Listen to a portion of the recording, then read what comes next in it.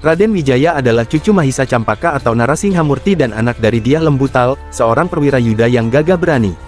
Dia adalah keponakan Kertanagara, keturunan Anusapati, putra Ken Dedes dan Tunggul Ametung. Menurut prasasti Kudadu, Lembutal adalah anak Narasinghamurti. Wijaya menikah dengan 4 putri Kertanagara, raja terakhir Singhasari. Pada tahun 1292, terjadi pemberontakan Jayakatwang, Bupati Gelang-Gelang, terhadap kekuasaan kerajaan Singhasari. Raden Wijaya ditugaskan oleh Kertanagara untuk menghadapi pasukan Gelang-Gelang yang menyerang dari arah utara Singhasari.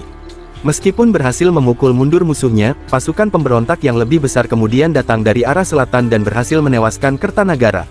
Menyadari bahaya yang mengancam, Raden Wijaya melarikan diri dan berlindung di terung di sebelah utara Singhasari. Namun karena terus dikejar musuh, ia memutuskan untuk melanjutkan pelariannya ke arah timur. Dengan bantuan kepala desa Kudadu, ia berhasil menyeberangi Selat Madura untuk bertemu dengan Arya Wiraraja, penguasa Songenep nama lama Sumenep, yang merupakan murid dari Mahisa Campaka, Narasinghamurti, kakek Dyah Wijaya. Bersama Arya Wiraraja, Raden Wijaya merencanakan siasat untuk merebut kembali tahta dari tangan Jayakatwang. Wirajaya meminta syarat kepada Raden Wijaya, jika berhasil mengalahkan Jayakatwang, daerah kekuasaannya akan dibagi dua antara Wijaya dan Wiraraja. Siasat pertama dijalankan ketika Wiraraja menyampaikan berita palsu kepada Jayakatwang bahwa Wijaya telah menyerah kalah, yang berita tersebut diterima dengan senang hati oleh Jayakatwang. Kemudian, Wijaya meminta hutan tarik di sebelah timur Kadiri untuk dibangun sebagai kawasan perburuan dan mengaku ingin bermukim di sana, yang segera diabulkan oleh Jayakatwang tanpa curiga. Wiraraja mengirim orang-orang Songenep, dipimpin oleh anaknya Ranggalawe, untuk membantu Wijaya membuka hutan tersebut. Di sana, ditemukan buah maja yang rasanya pahit, yang kemudian menjadi nama desa pemukiman yang didirikan oleh Wijaya, yaitu Majapahit, seperti yang diceritakan dalam Kidung Panji Wijayakrama.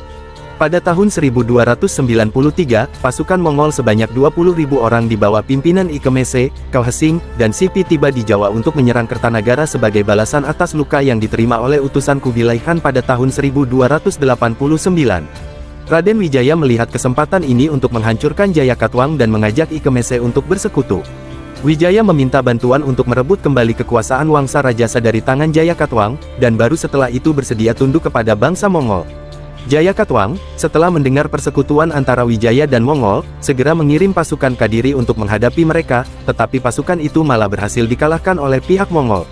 Pasukan gabungan Mongol, Majapahit, dan Madura kemudian menyerang Daha, ibu kota kerajaan Kadiri, di mana Jayakatwang akhirnya kalah dan ditawan bersama putranya, Ardaraja, dalam kapal Mongol. Setelah berhasil mengalahkan Jayakatwang, Raden Wijaya meminta izin pada pihak Mongol untuk kembali ke Majapahit mempersiapkan penyerahan dirinya, yang diizinkan oleh Ikemese tanpa curiga.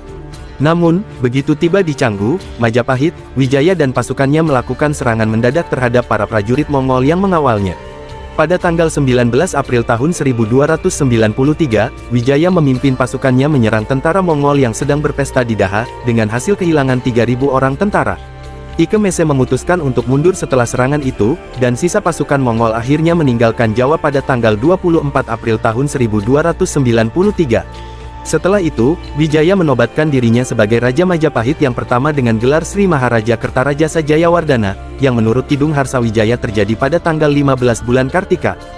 Tahun 1215 Saka, atau bertepatan dengan tanggal 12 November tahun 1293. Demikianlah kisah kerajaan Majapahit. Raden Wijaya sebagai pendirinya, kelak diteruskan keturunannya Hayam Wuruk, yang bersumpah menyatukan Nusantara. Jangan lupa subscribe, like, dan komen.